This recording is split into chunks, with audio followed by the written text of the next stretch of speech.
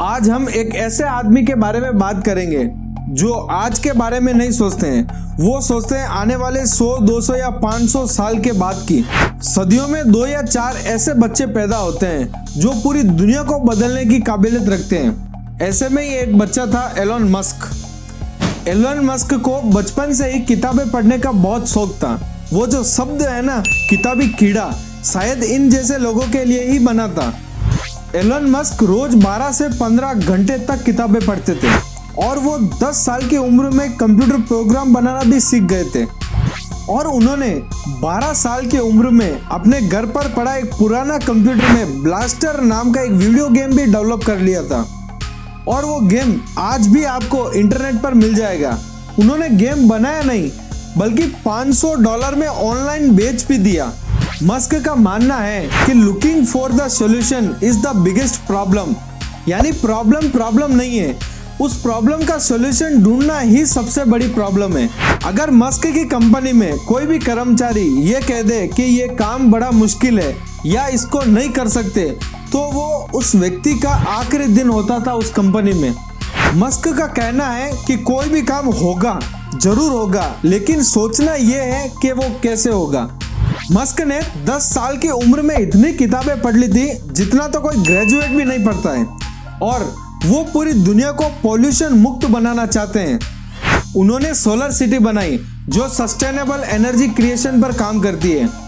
फिर उन्होंने टेस्ला बनाई जो सस्टेनेबल एनर्जी कंजप्शन पर काम करती है, जिससे पेट्रोल और डीजल की बचत हो और हमारी दुनिया में प्रदूषण भी कम फैलता है। मतलब ये बहुत ही आगे की सोचते हैं, जैसे इलेक्ट्रिकल कार या ऑटो पायलट कार। मतलब इनकी टेस्ला कार है, इनके लिए पायलट भी जरूरत नहीं है, आप पीछे बैठ जाओ और बस डेस्टिनेशन लगा दो, कार अपने आप चलेगी।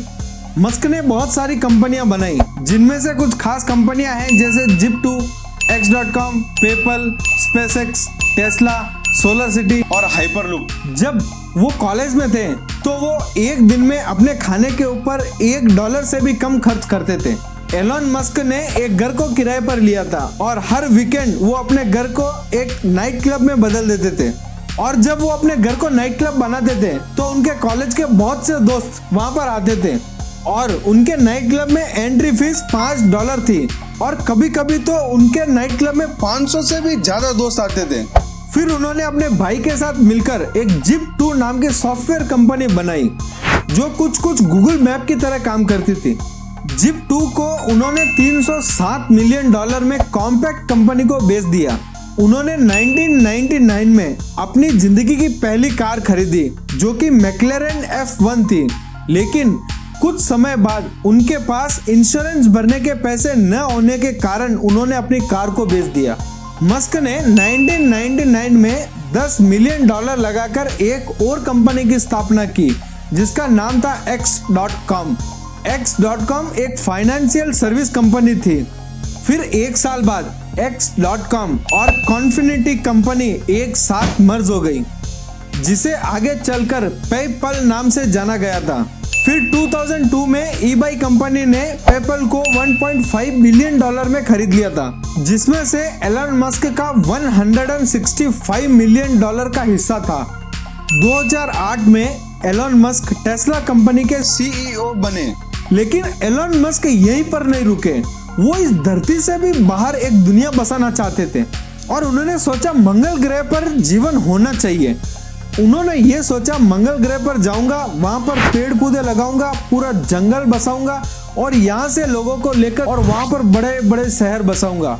और वो अपने इस प्लान के साथ रसिया चले गए। उन्होंने रसिया के स्पेस एजेंसी को कहा कि उनको ऐसे रॉकेट चाहिए जो मंगल ग्रह पर जा सकता है। रसिया ने उनको कहा कि एक रॉकेट पर $8 मिलियन का खर्च आएगा। तो उन्होंने सोचा $8 मिलियन तो बहुत ज्यादा है। वो ये सोचकर वापस आ गए। उन्होंने सोचा दूसरों को पैसा देने से अच्छा है कि खुद ही मैं अपनी कंपनी खोल लूं और रॉकेट बनाऊं। लेकिन रॉकेट बनाने की साइंस तो उनके पास थी नहीं, उन्होंने रॉकेट साइंस के बारे में कभी पढ़ा नहीं था। लेकिन उन्होंने 10 से 12 घंटे पढ़ के पूरी जानकारी हासिल कर ली थी। फिर उन्होंने किताबों में से सारा ज्ञान लेके अपनी खुद की कंपनी बनाई और उन्होंने उस कंपनी का नाम रखा SpaceX। और उन्होंने अपनी कंपनी में ऐसी रॉकेट बनाई जो रीयूज हो सकती थी मतलब पूरी दुनिया में ऐसी कोई भी स्पेस एजेंसी नहीं है जो ऐसी रॉकेट बना सके, और इनकी मदद करने के लिए कोई भी स्पेस एजेंसी आगे नहीं आई थी। और इनका सोचना बस यही नहीं था कि रॉकेट को ऑर्बिट तक पहुंचाना है, इनका सोचना यह था कि ऑर्बिट के अंदर इस रॉकेट को लो बजट में पहुंचाना है और ऑर्बिट में जाकर इसी रॉकेट को वापस लाना है ताकि ये वापस रीयूज हो सके। लेकिन अफसोस की बात यह है कि इनकी पहली ही लॉन्च में रॉकेट में आग लग गई और इनका बहुत बड़ा नुकसान हो गया।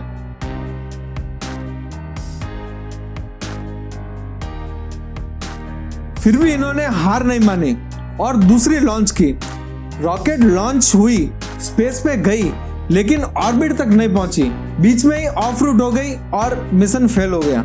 लेकिन ये यहीं पर नहीं रुके, इन्होंने तीसरी बार फिर लॉन्च की। रॉकेट ऑर्बिट तक गई, लेकिन ऑर्बिट में जाकर ऑफ रूट हो गई। और इनका ये 3 लॉन्च में जितना नुकसान हुआ, इनसे उनका सारा पैसा खत्म हो चुका था। और जो इनके साथ नासा की जो डील थी वो भी कैंसिल हो चुकी थी और पूरी दुनिया ने कहा था बस कंपनी अब खत्म हो चुकी है। लेकिन इन्होंने कहा कि एक कोशिश और करूंगा। दुनिया की जितनी भी बड़ी स्पेस एजेंसियां है ना, वो इतनी जल्दी से लॉन्च नहीं करती है, वो थोड़ा समय लगाती है ताकि उनको चेकिंग के लिए टाइम मिले। लेकिन ये जवान थे और इनका खून जो था बहुत गर्म था, इसलिए उन्होंने जल्दी अनाउंस कर दिया कि मैं अपना 4th लॉन्च भी करूंगा। और उन्होंने अपना मकान भी बेच दिया। उन्होंने अपने मकान को बेचकर किराए के मकान में शिफ्ट हो गए। घर बेचकर जो पैसे आए, उन्होंने उन्हीं पैसों से अपना 4th रॉकेट भी लॉन्च किया। लॉन्च ही नहीं किया बल्कि सफल भी हुए।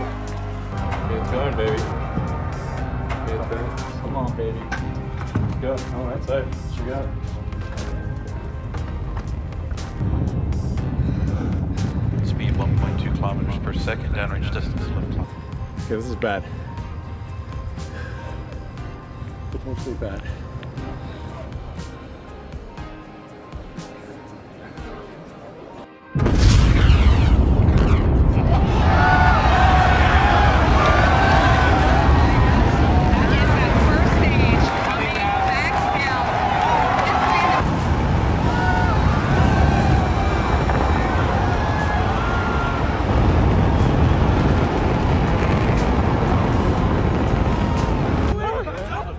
Coming in, it sounded like an explosion.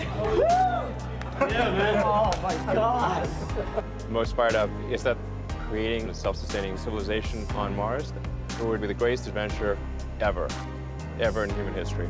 कहते हैं ना कि गुच्छे का आखिरी चाबी भी ताले को खोल सकती है, और वो सिर्फ सफल ही नहीं हुए बल्कि नासा की तरफ से उनको $1.5 बिलियन का एक प्रोजेक्ट भी मिल गया था। नासा ने उनको कहा कि आप हमारे साथ काम कीजिए। नासा और इसरो इन जैसी बड़ी स्पेस कंपनियां सरकारी पैसे पर काम करती है, लेकिन आज तक इन्होंने रीयूजेबल रॉकेट नहीं बनाई। लेकिन एलोन मस्क ने अपने खुद के पैसे लगाकर रीयूजेबल रॉकेट बना चुके हैं। वो कहता है ना, अगर आप में जज्बा हो तो आप कुछ भी कर सकते हैं। तो कैसी लगी आपको एलोन मस्क की ये कहानी? आपको ये कहानी अच्छी लगी तो हमारे वीडियो को लाइक कीजिए, हमारे चैनल को सब्सक्राइब करके बेल आइकन को जरूर दबाइए ताकि हमारी आने वाली अगली वीडियो की नोटिफिकेशन आपको जरूर मिले।